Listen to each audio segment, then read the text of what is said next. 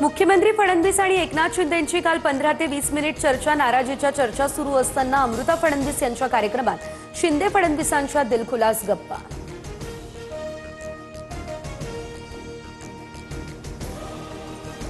एकनाथ शिंदे आणि आमच्यात कोणताही दुरावा नाही, आम्ही एकमेकांसोबत चर्चाही करतोय। शिंदेंबाबतच्या दुराव्याच्या वृत्तावरती मुख्यमंत्री देवेंद्र फडणवीस यांची ही प्रतिक्रिया। अमित ठाकरे यांच्याकडून नेरूळमध्ये शिवरायांच्या पुतळ्याला अभिवादन। पुतळा अनावरण प्रकरणी दाखल झालेल्या गुन्ह्याची नोटीस अमित ठाकरेंनी स्वीकारली।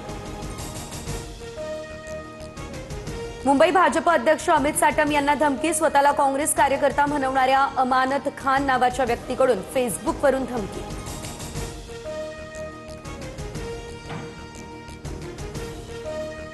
काँग्रेसच्या असलम शेख यांच्या कार्यालयाबाहेर आज भाजप युवा मोर्चाचं आंदोलन। मंत्री लोढांना जीवे मारण्याची धमकी दिल्याचा भाजपकडून निषेध।